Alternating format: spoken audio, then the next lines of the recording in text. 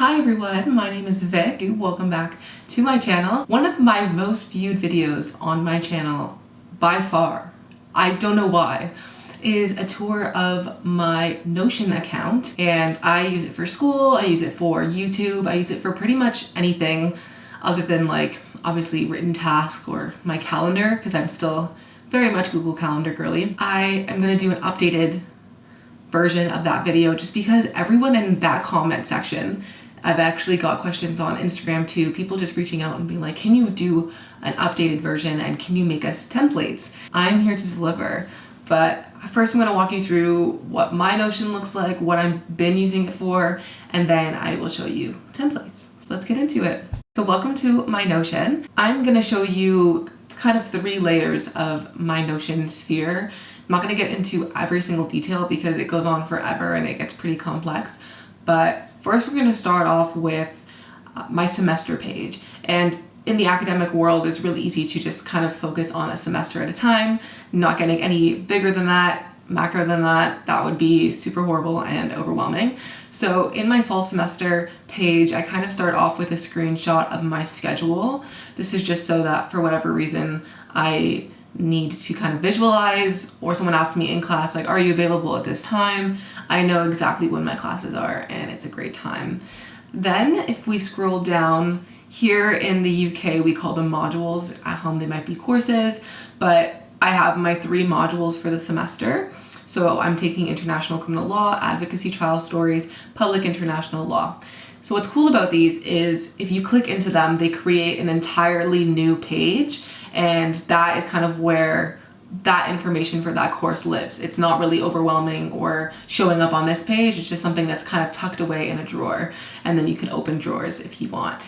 I will get into actually international criminal law in a second. I'll show you what a course page looks like or a module page looks like, and then I'll also get into what my notes look like for a week in my content for school.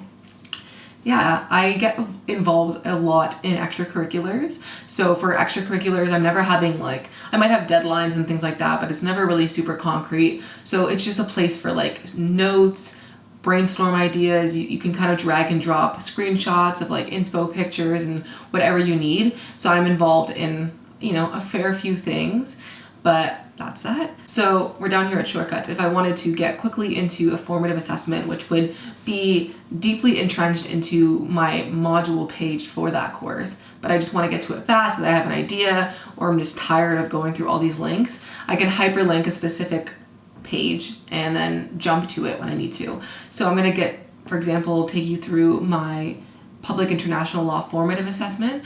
So if you go in here, you just have like a shell or a skeleton of what my assessment was going to look like.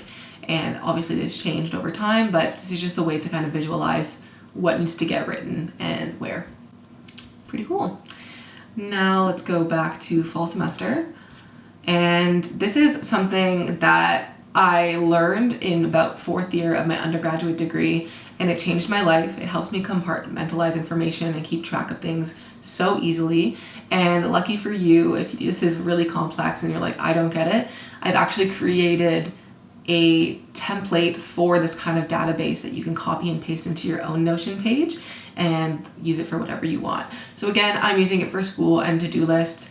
In a master's program or even in your undergraduate program, you have discussion posts, you have presentations, maybe seminars, you have tests, quizzes, like all that stuff. So just to kind of keep track of all that information in one place, I create a database. And this is actually a database with all information from all my modules. So it's like the master big mama of all my info that I need to know for the term. But as I'll show you later, it's kind of cool because you can customize it so that if this is too much to look at, which for me it often is, you can filter it to look at, okay, next week, this is what needs to be done. Or in this course, this is what needs to happen over the next 10 weeks or 12 weeks, however long your term semester is. So I have things like the name of the task, the link, so where I can find it in my Notion page if I'm just feeling lazy or I just want to click it. I have the class, so you can kind of add in here and select, okay, this is actually an advocacy trial stories tasks, so I'm going to add it under there. And then status, this just helps me kind of manage like what things have I tried to touch but haven't finished yet, what's completely done, and all that great stuff. And then down here, just have some random stuff. Another database, this is the readings for the week. Yeah, same thing. So we have like what week it is, the name of the course, the assigned reading where I can access it, and then whether I completed it or not. So now let's get into a specific course. So I'm going to show you my International Criminal Law module. So like I said here, I have the formative assessment, which I already showed you one. And then I have that same Big Mama, but like a little baby child version of it, like that database, into this one. So I've filtered this information to only show international criminal law. And if I want to, I can also always go in and like filter it by date, specific weeks that I need to look at, just so that I don't get overwhelmed, but I can also stay on track. Down here we have fall semester readings, which again, I completed all these, so good for me. But again, I'm just showing in this section international criminal law, so that again, when it comes to keeping your mind at ease and compartmentalizing everything, it's a lot easier to digest when you only have information from one course and you just take it one course at a time. Okay, now I'm going to show you where my notes go on a weekly basis and how I gather all the information from a specific week of content and make it so that my brain can digest it. A lot of people are Google Doc people or Microsoft Word people, whatever you are, OneDrive, OneNote, I don't know. It's really difficult when you're starting to have documents that are like 20 pages long because you have your readings, you have your discussion questions, maybe you have your lecture notes all in one spot, and it's hard to navigate at times. Over here, I have a little bit of an index that I've hyperlinked. So if I want to get to a specific point on this page, I can just click it and it'll drop me right there. And it's good because sometimes in a seminar and my prof will be like, what was the main takeaway from that one reading that we did 8 years ago? I'm just kidding. But like, and I have to go find it really fast. So I can go, oh, reading notes. Oh, reading notes.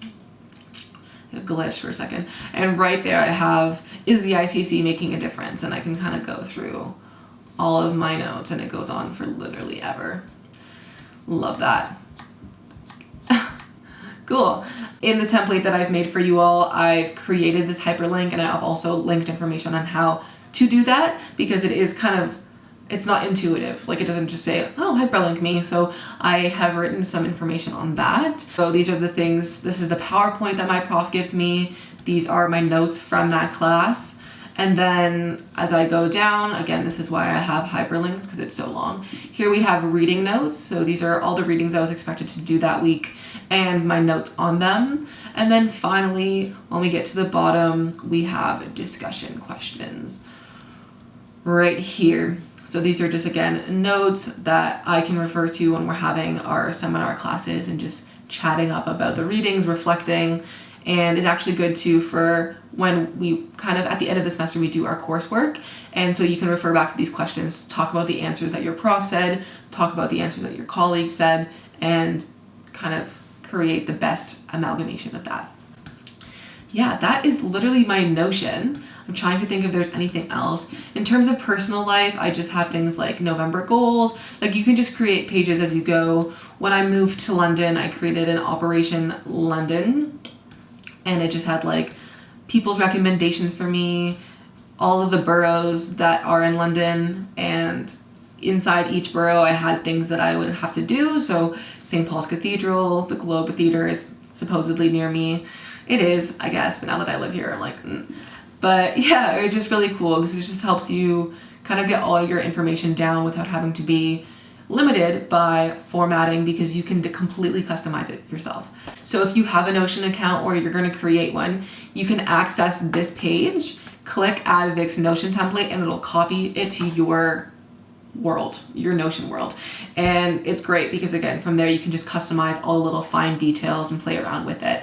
But like I said, I have a sample course database. So I have, normally people take, if you're in high school or in undergrad, you have like 5 courses a semester, give or take. So I just created those 5 courses for you. Then I have type of information or type of assignment. So we have readings, quizzes, discussion boards, essays, exams. and you could always filter them. And I don't know why, but usually it wouldn't be more than one, but you know, you can put, it's a reading, but this is also going to be on a quiz, so you can put both. I have the due date, and then again, if it's completed or not. Down here, I have that same database, but like I said, it's just filtered. I don't know who is drilling.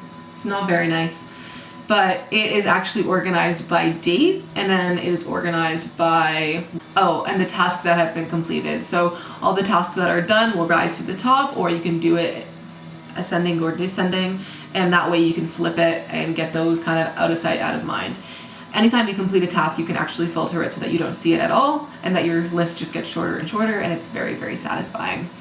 And then, because I'm a real one, I did create a weekly class notes template. So if you click on this, it has the same thing. It has the hyperlinks, the different categories. Here you can see, like, you can add in a quotation and it'll like indent it. We have drop down menus, so you can be cool by subscribing to my YouTube channel, by following me on Instagram, and then smiling. And then I have examples of like numeric lists. So again, these are just all little format tips that you can kind of just copy and paste until you get used to it.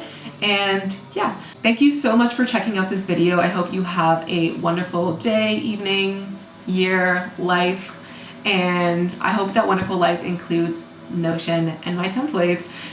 Thank you for stopping by, and I will probably see you soon in a travel video or a school vlog or something of the sort.